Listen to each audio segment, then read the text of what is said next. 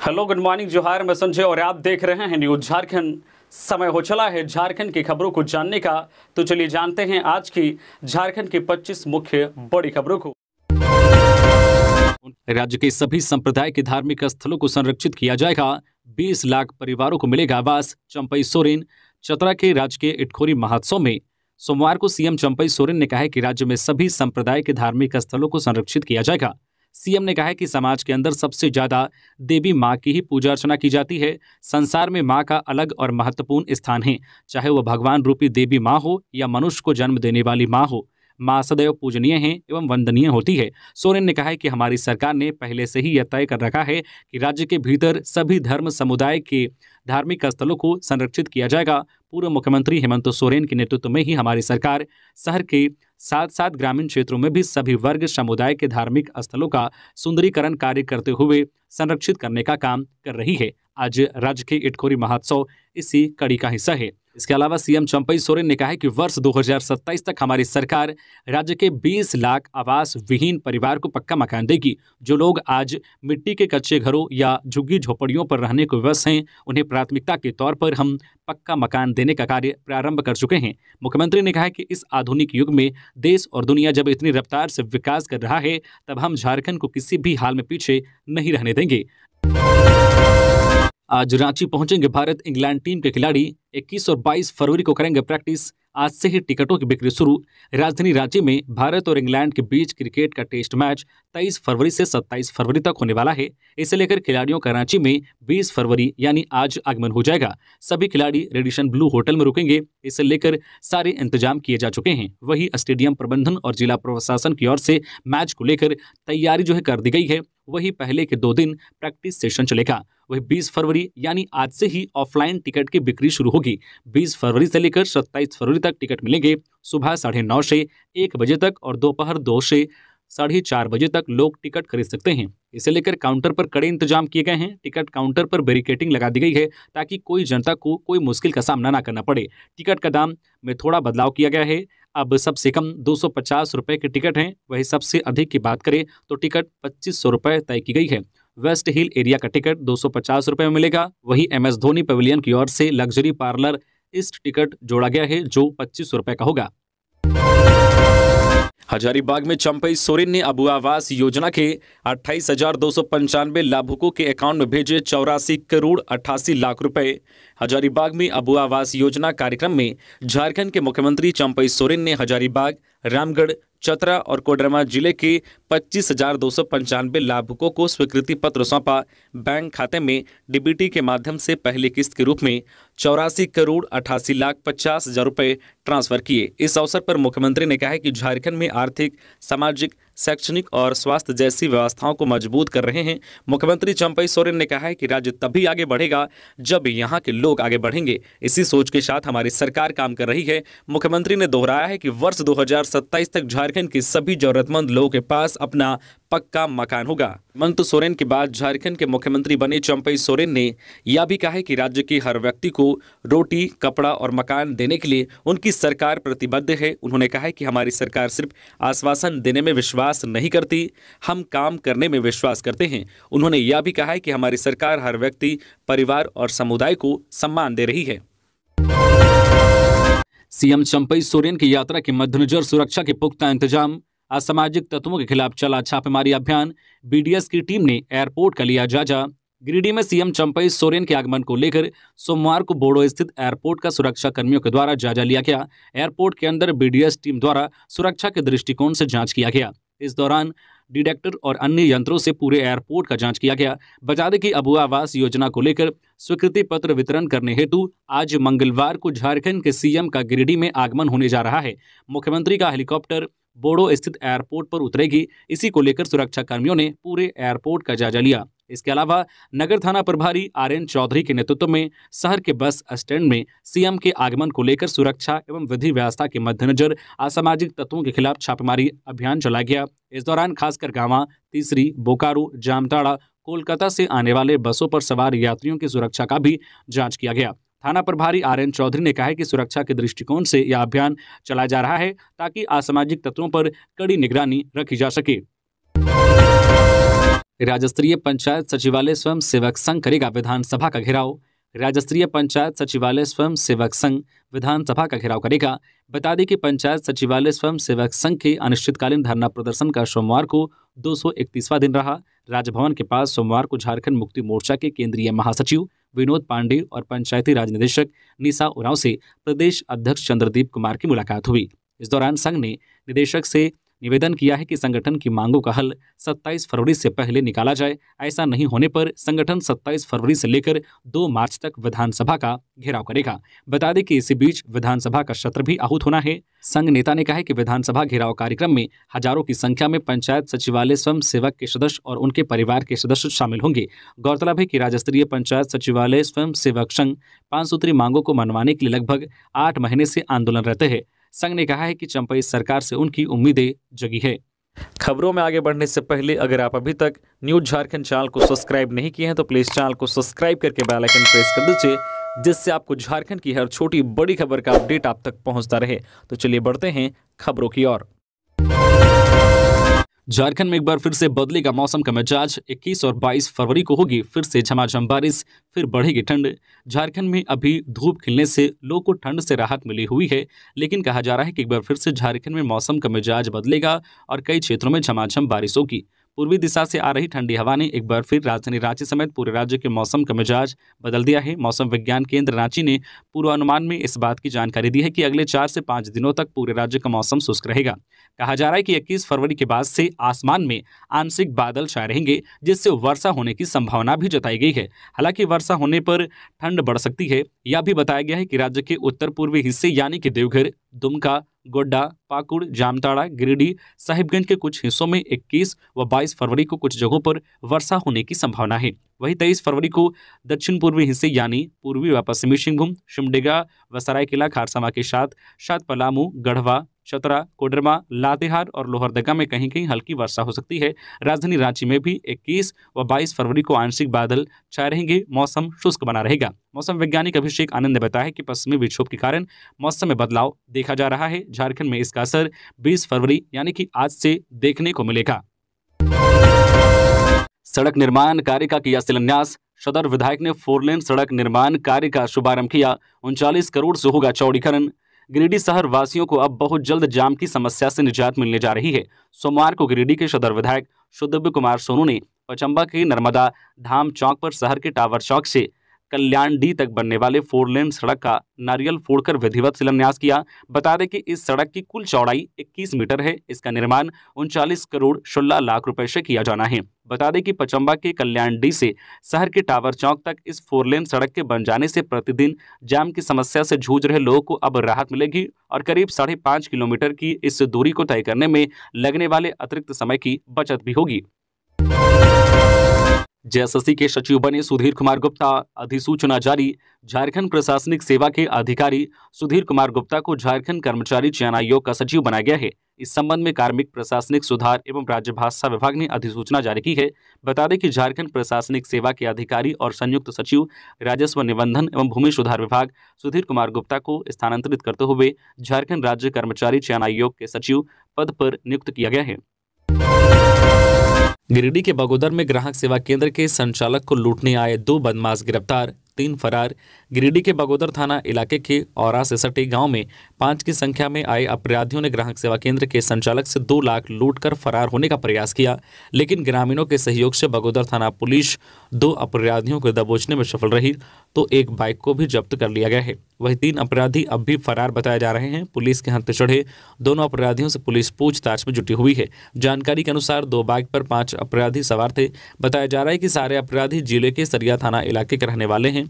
जानकारी के अनुसार ग्राहक सेवा केंद्र का संचालक बैंक में पैसे जमा करने जा रहा था। इसी दौरान 2 बाइक में 5 अपराधी औरा के समीप एक गांव में ग्राहक सेवा केंद्र के संचालक को रोका और उसे हथियार का भय दिखाकर उसके पास रखे 2 लाख रुपए लूटकर फरार होने लगे। इस दौरान जब ग्राहक सेवा केंद्र के संचालक ने हल्ला किया तो ग्रामीणों ने 2 अपराधी को दबोचकर पुलिस के हवाले कर दिया। फिलहाल दोनों से पूछताछ की जा रही है।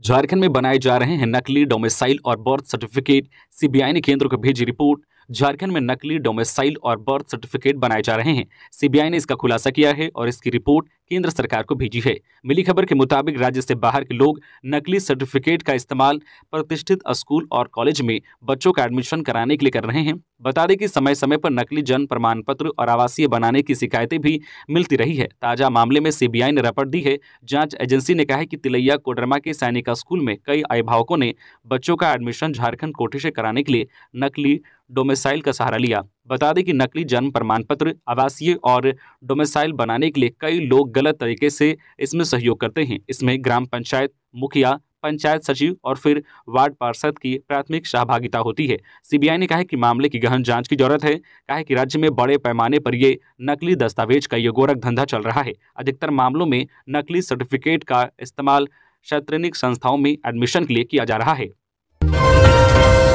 22 फरवरी को जेएमएम कार्यकारिणी की बैठक। झामुमो केंद्रीय कार्यकारिणी समिति की बैठक 22 फरवरी को रांची के कांके स्थित मुख्यमंत्री आवास में होगी। बैठक का समय सुबह 11 बजे से निर्धारित है। बैठक की अध्यक्षता दिशोम गुरु शिबू सोरेन करेंगे। बैठक का एजेंडा वर्तमान राजनीतिक परिस्थिति पर विचार विमर्श, सांगठनिक स्थिति और सदस्यता अभियान पर विचार विमर्श समेत अन्य हैं।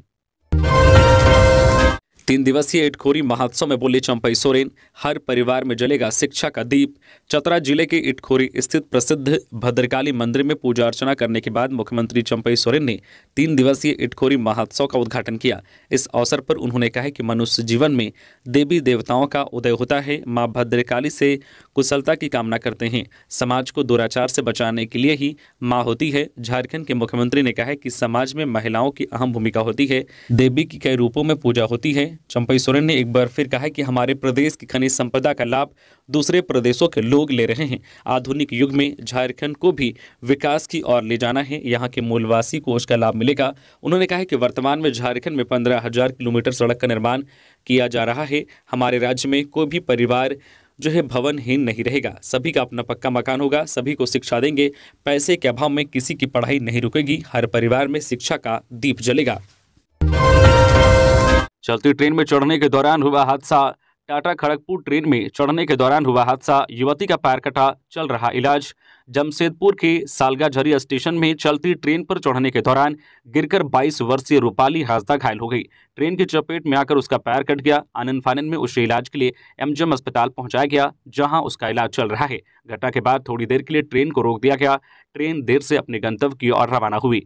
रूपाली मूल रूप से चाकुलिया प्रखंड के श्याम सुंदरपुर स्थित कालाझूरी की रहने वाली है। वह जमशेदपुर में अपनी जीजा लरुक बास्के के घर आई थी। जीजा लरुक ने बताया है कि सुबह वह रूपाली को टाटा खड़गपुर ट्रेन में चढ़ाने के लिए सालगाझरी स्टेशन पहुंचे थे। इस ट्रेन से रूपाली को धाल बुमगढ़ जाना था। इसी बीच ट्रेन चल पड़ी। चलती ट्रेन में चढ़ने के दौरान रूपाली का पैर स्लिप कर गया, जिससे वह नीचे गिर पड़ी। इस दौरान वह ट्रेन की चपेट में आ गई। जेएसएससी में नियुक्ति परीक्षा पूरी कराने में जेएसएससी फेल। 10 साल से चल रही सीजल की प्रक्रिया। झारखंड में 3rd और 4th ग्रेड के पदों पर नियुक्ति के लिए वर्ष 2008 में झारखंड कर्मचारी चयन आयोग का गठन किया गया। आयोग के बने लगभग 16 साल हो गए, पर युवाओं की अपेक्षा के अनुरूप नियुक्ति प्रक्रिया पूरी नहीं हो सकी। अब तक हुई परीक्षाओं को देखा जाए तो झारखंड कर्मचारी चयन आयोग समय पर परीक्षा लेने व रिजल्ट देने में फेल रहा है। राज्य में कुछ नियुक्ति परीक्षाएं ऐसी हैं जो पिछले 8-10 साल से चल रही है। झारखंड के पड़ोसी राज्यों की स्थिति इससे बेहतर है। झारखंड में पिछले 9 साल से 17,000 हाई स्कूल शिक्षकों की नियुक्ति प्रक्रिया चल रही है। वहीं बिहार में 2 लाख नियुक्ति पत्र का वितरण भी कर दिया गया है। झारखंड में अभ्यर्थी आयोग की कार्यप्रणाली पर सवाल उठाते रहे हैं। समय पर परीक्षा जेएसएससी एग्जाम नहीं लेने के साथ साथ प्रश्न पत्र आउट होने का मामला भी सामने आया है। कुछ परीक्षाओं के रिजल्ट को लेकर भी अभ्यर्थी न्यायालय भी गए हैं। राज्य के हाई स्कूलों में 17,572 पदों पर पिछले 9 सालों से नियुक्ति प्रक्रिया चल रही है। नियुक्ति के लिए 2016 में आवेदन आमंत्रित किए गए हैं। 2017 में परीक्षा ली गई। रिजल्ट जारी करने की प्रक्रिया 2018 में शुरू हुई, जो अब तक चल रही है। टाटानगर स्टेशन से आस्था स्पेशल ट्रेन रवाना। 20 बोगी की स्पेशल ट्रेन आज मंगलवार को पहुंचेगी अयोध्या। सांसद विद्युत वरण महतो ने दिखाई हरी झंडी। जमशेदपुर के टाटानगर स्टेशन के प्लेटफॉर्म नंबर 1 से सांसद विद्युत वरण महतो ने आस्था स्पेशल ट्रेन को हरी झंडी दिखाकर सोमवार को रवाना किया। इस ट्रेन से 1342 श्रद्धालु सफर कर रहे हैं। ट्रेन सुबह 11:50 पर टाटानगर प्लेटफॉर्म नंबर 1 से खुली और यह आज मंगलवार सुबह 3:20 पर अयोध्या पहुंचेगी। 20 बोगियों वाली इस आस्था स्पेशल ट्रेन के माध्यम से अयोध्या धाम में प्रभु श्री राम के सुगम दर्शन के लिए भाजपा कार्यकर्ताओं को इसकी जिम्मेदारी दी गई थी। ट्रेन को हरी झंडी दिखाने से पूर्व स्टेशन के प्लेटफॉर्म नंबर 1 में एक कार्यक्रम का आयोजन किया गया था, जिसमें यात्रा करने वाले श्रद्धालुओं का स्वागत किया गया। मौके पर सांसद ने लोगों को संबोधित किया। यह ट्रेन स्टेशन के प्लेटफॉर्म नंबर 1 से खुलने के बाद चांडिल, पुरलिया, बरकाकाना, राजाबेड़ा होकर गोमू, मुगलसराय के रास्ते बनारस होकर अयोध्या जाएगी। पूर्व मंत्री मनोज सिक्का ने दिल्ली में जमे कांग्रेसी विधायकों पर भाजपा के हाथों बिकने का लगाया आरोप। झारखंड पार्टी जेपी के प्रमुख और पूर्व मंत्री मनोज सिक्का ने दिल्ली में जमे कांग्रेसी विधायकों को निशाने पर लिया है। सिमडेगा में सोमवार को पार्टी कार्यकर्ताओं संग आयोजित एक कार्यक्रम के बाद मीडिया से बात करते हुए कांग्रेस विधायकों पर चुटकी ली। कहा है कि जो भी कांग्रेस के विधायक सरकार से नाराज हैं वे भाजपा के हाथों बिक चुके हैं। कांग्रेसी विधायक भी यही चाहते हैं कि यहाँ का कंट्रोल दिल्ली से ही होता रहे। अभी तो ऐसा लगता है कि वे बीजेपी के हाथों बिक गए हैं, प्रदेश सरकार को अस्थिर करने में लगे हैं। उनका ध्यान क्षेत्र के लोगों के विकास और उनकी भावनाओं पर नहीं है। इस क्षेत्र की जनता कांग्रेस झामुमो से उब चुकी है, भ्रष्टाचार चरम पर है, अब बदलाव का मन बना चुकी है। धनबाद में कंप्यूटर की कोचिंग करने गई छात्रा का अपहरण, पुलिस ने शुरू की पड़ताल।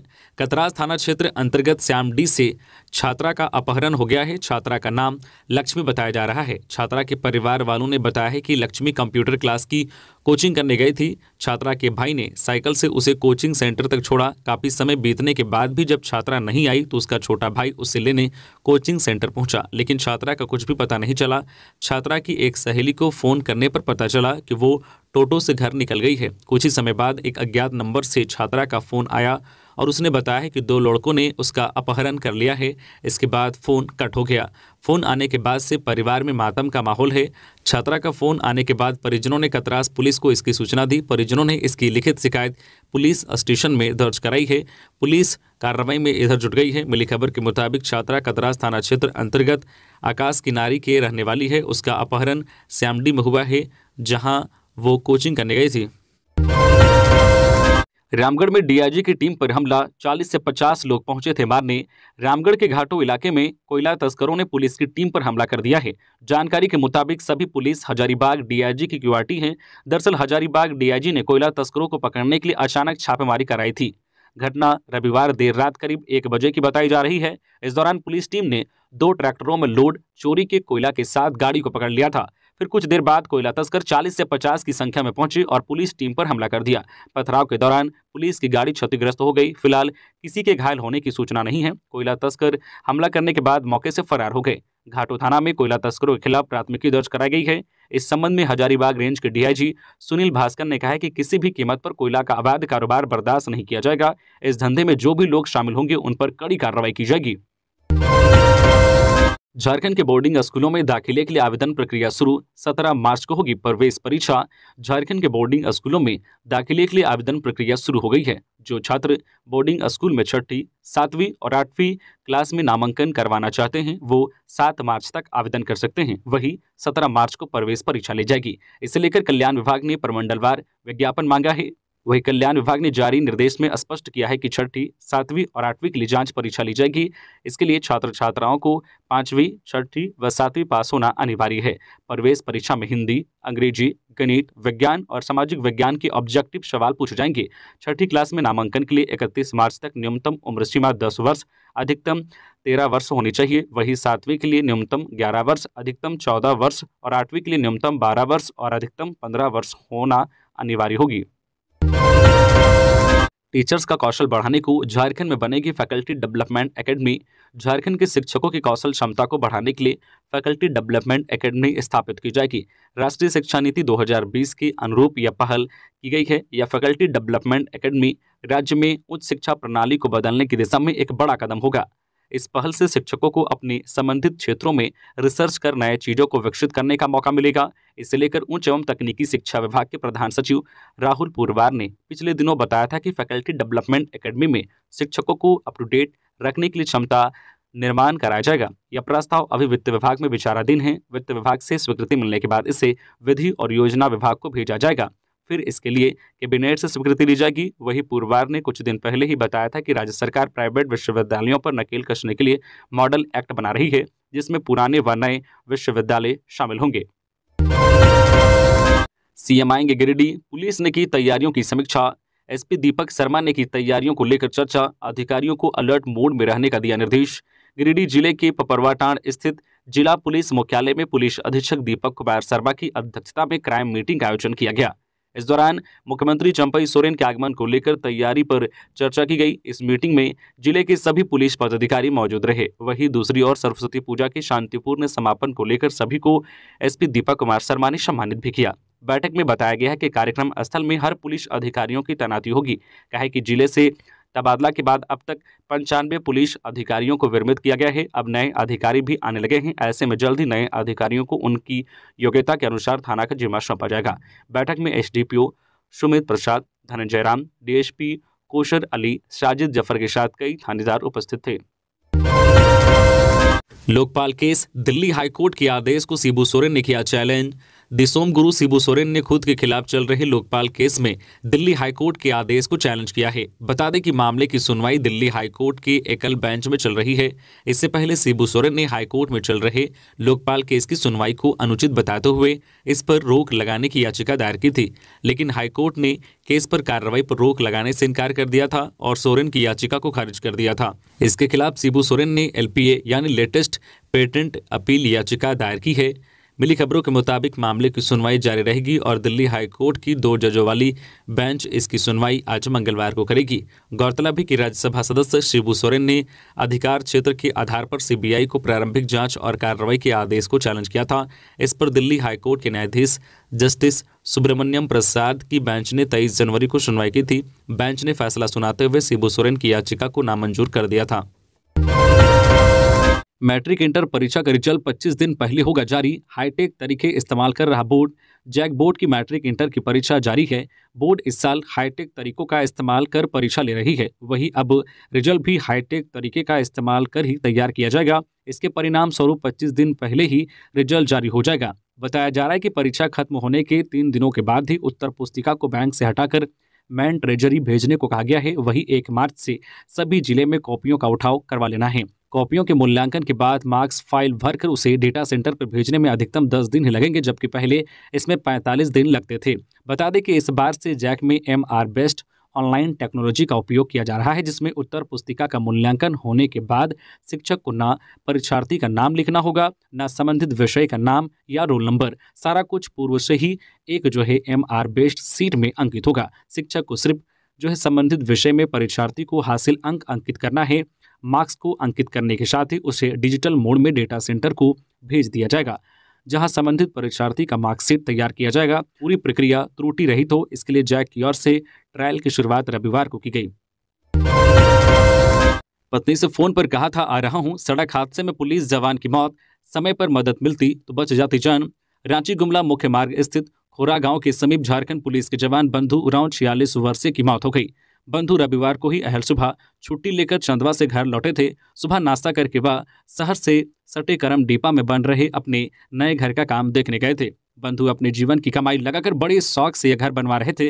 रात करीब 9 बजे वापस घर लौट रहे थे। घर लौटने के दौरान उनकी पत्नी से फोन पर बातचीत हुई। बंधु ने कहा कि वह रास्ते में हैं, घर लौट रहे हैं। पत्नी घर के बाहर चौखट में ही खड़ी होकर पति के लौटने का इंतजार कर रही थी। अचानक सड़क दुर्घटना में पति की मौत हो जाने की सूचना मिली। इसके बाद पूरे परिवार में कोहराम मच गया। पत्नी और मृतक जवान के 3 छोटे छोटे बच्चे हैं। पति को किसी अज्ञात वाहन ने टक्कर मार दी थी। घटनास्थल पर अत्यधिक रक्त रिसाव होने और रात होने के कारण किसी की सहायता नहीं मिल पाने के कारण उनकी मौत हो गई। लोकसभा चुनाव की तैयारी तेज। जिला प्रशासन ने की अहम बैठक। क्रिटिकल बूथ और अंतर्राज्यीय चेक नाका पर खास नजर। लोकसभा चुनाव को लेकर जिला प्रशासन ने कमर कस ली है। इसको लेकर सोमवार को जमशेदपुर उपायुक्त कार्यालय सभागार में एक हाई लेवल बैठक की गई। इस बैठक में मुख्य रूप से उपायुक्त अनंत मित्तल, एसएसपी कौशल किशोर, डीडीसी मनीष कुमार, सिटीएसपी मुकेश कुमार लुनायत, ग्रामीण एसपी ऋषभ गर्ग, एसडीएम पीयूष मिश्रा समेत सभी डीएसपी, थाना प्रभारी और सभी कोषांगों के नोडल एवं प्रभारी पदाधिकारी ईआरओ, आईआरओ मौजूद रहे। इस दौरान सभी को मतदान के प्रति जागरूक करते हुए मतदाता शपथ दिलाई गई। बैठक में उपायुक्त ने स्पष्ट निर्देश दिया गया है कि जिन जिन कार्यालय द्वारा अपने कर्मियों की सूची कार्मिक कोषांग को अब तक उपलब्ध नहीं कराई गई है। वे 20 फरवरी तक उपलब्ध कराएं, अन्यथा जो है कार्यालय प्रधान की जवाबदेही तय की जाएगी। उन्होंने सभी कोषांगों को जो है कार्य योजना बनाते हुए कार्य करने तथा कोषांगों की गतिविधियों में तेजी लाने का निर्देश दिया। जमीन विवाद को लेकर रांची पुलिस के समक्ष दो पक्षों में हुई जमकर मारपीट, पुलिस बनी रही मुखदर्शक। राजधानी रांची में जमीन कारोबारियों के हौसले इतने बुलंद हैं कि पुलिस के सामने ही जमकर मारपीट हो रही है और पुलिस मुखदर्शक बनकर देखती रह रही है।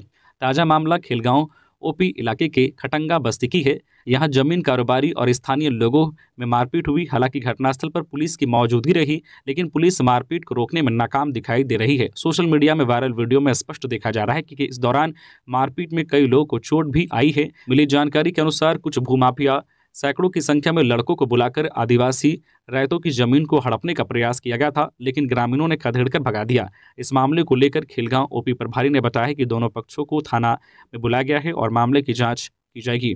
इसी तरीके से झारखंड की हर छोटी बड़ी खबर से अपडेट रहने के लिए आप हमारे व्हाट्सएप चैनल को भी फॉलो कर सकते हैं, जिसका लिंक वीडियो के डिस्क्रिप्शन में दिया हुआ है।